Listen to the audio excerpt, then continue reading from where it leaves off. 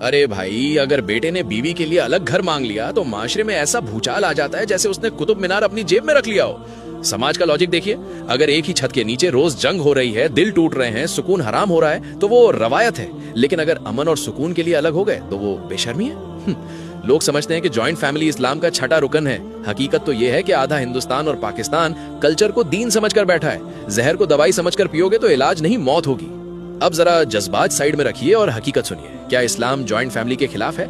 जवाब है नहीं। लेकिन क्या इस्लाम जबरदस्ती सबको एक साथ ठूस कर रखने का हुक्म देता है? जवाब है बिल्कुल नहीं। इस्लाम में रिश्तों को जोड़ना यानी सिला रहमी फर्ज है, लेकिन एक ही चूल्हे पर रोटी पकाना फर्ज नहीं है। शरीयत का उसूल बिल्कुल साफ है। बीवी का ये शरई हक है कि उसे एक ऐसी जगह मिले जहां उसकी मुकम्मल प्राइवेसी हो।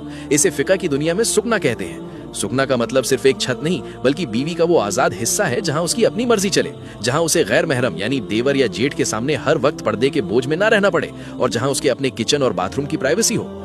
अल्लाह के रसूल सल्लल्लाहु अलैहि वसल्लम ने अपनी अज़वाजे मुतहरात यानी बीवियों को अलग अलग हुजरे दिए थे। सबको एक ही घर में ठूस कर नहीं रखा था।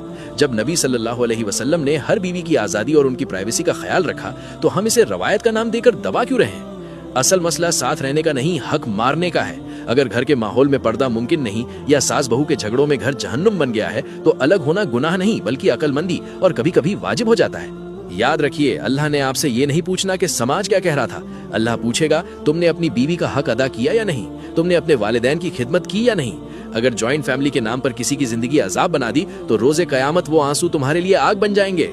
इस्लाम दीवारें खड़ी करने के लिए नहीं बल्कि दिलों को जोड़ने के लिए आया है। अगर दिल अलग रहकर जुड़े रहें तो वो साथ रहने से बेहतर है जहां रोज दिल टूटते हों। फैसला आपका है, कल्चर बचाना है या अपनी आखिरत। आपको क्या लगता है, आज के दौर में अलग रहना बेहतर है या साथ? कमेंट्स में अपनी सच्ची राय जरूर बताइएगा।